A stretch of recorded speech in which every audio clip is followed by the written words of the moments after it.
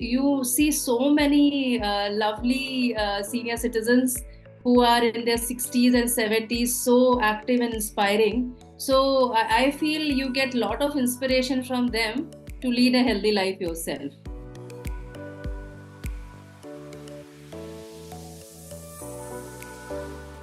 See, basically, gerontology is a study of old age, and when we talk about this particular field, I mean, now people are quite aware of this field. There were times when when I started my journey in gerontology and I started talking to people about it, they used to ask me, "Is it something to do with study of tree or something?" So, quite funny, no experiences were also shared. And gerontology, as I mentioned, when you're trying to study about older persons, it includes everything. It starts from health to their well-being, to their rehabilitation if they are having some kind of old age related disabilities, or it is also to do with their activity, how I mean, not to just treat them as caretakers, but also as care receivers or caregivers and contributors as well. And also it revolves around everything to do with the older persons, including not just not treating them as a subject matter, but also giving them equal space to prove themselves and develop their well-being. Ideally, if you want to be a gerontologist, which many of us are doing, is like you have to specialize in this by doing a PhD. That my doctorate is in psychosocial gerontology.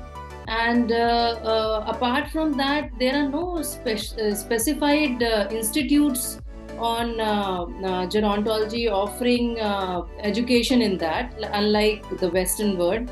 So, one course which is being provided by National Institute of Social Defense by Ministry of Social Justice and Empowerment, and this course is a diploma course in gerontology, geriatric care, and so that would be very beneficial for people who want to specialize in this field.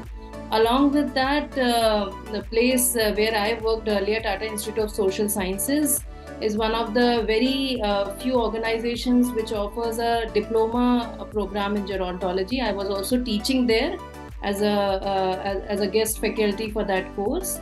Also, Delhi University also has a diploma program in gerontology. So Nirmala Niketan in Mumbai also has that. So what is there is like, no, there is no specific institute on gerontology. And so there are no specific degrees being given there. So what people do is mostly ideally they should have a bachelor's or a master's in social sciences, and with field experience they can gain expertise. The ideal way to do that is to do a PhD in gerontology. The other sectors are, some are specializing more in terms of home-based healthcare services. People are also specializing in rehabilitation care, community health services, also in terms of assisted living facilities or long-term facilities for senior citizens with mobility issues or other health conditions. So, I mean, even as a psychologist, I also am exposed to all these areas because I've worked with interdisciplinary team throughout my career so far. And also, there are people who are specializing more into counseling of senior citizens or intergenerational counseling. So these are some other areas where people can work in.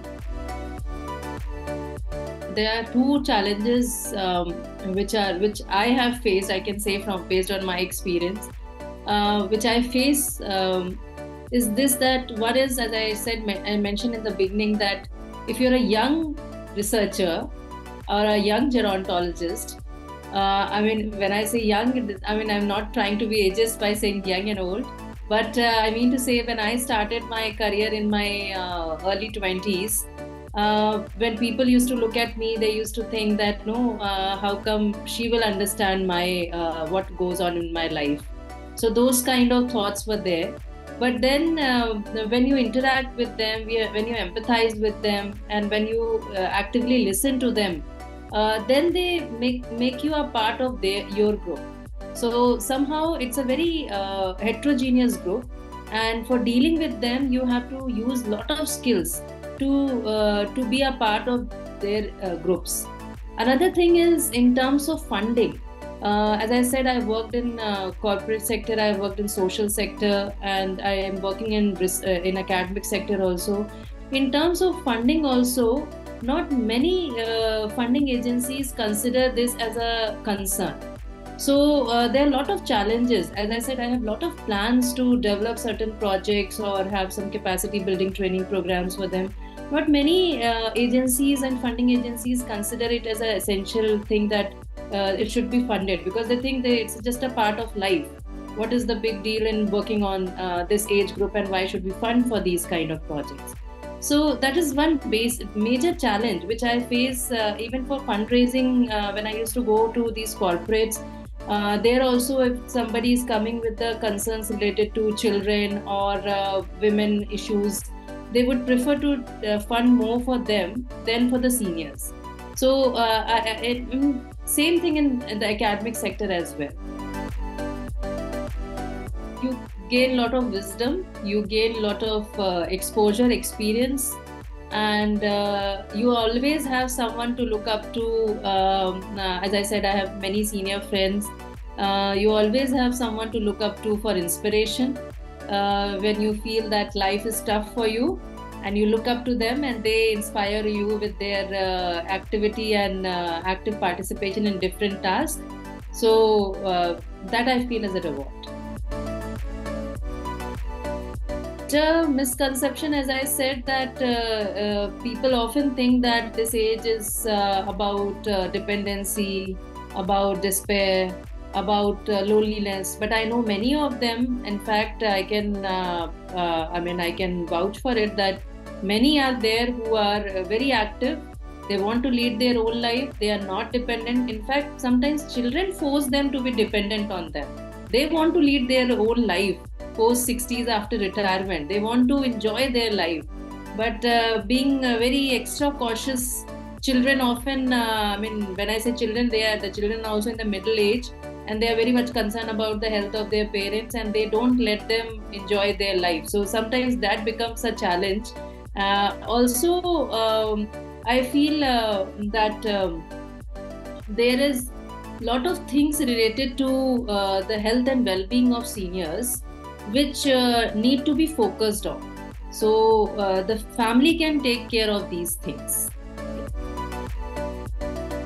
I think first and foremost is empathy, because I have seen, and in fact in my work also on ageism, I have found this many times, people trying to be very judgmental about this age, and they think that they are not capable of doing things.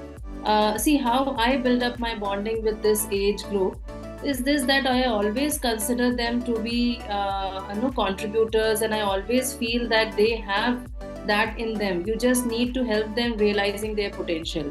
So many times people focus on dependency, despair, loneliness. This is not about old age, right? This is just a part of it. There are many other things also which needs to be looked into. So I will say, first of all, empathy is very important. Then, as you said, that many feel that nobody is listening to them. So active listening is another thing which is very essential. Also, a lot of emotional intelligence is required on the part of the gerontologist, because they are dealing with the age group which normally, if you are in your young age, so I many times I have seen this, that when you are young and you are dealing with seniors who are in their 60s and 70s, they normally don't accept you, right? You have to prove yourself in front of them. So I feel determination, persistence, these are other skills which are required on the part of the gerontologist.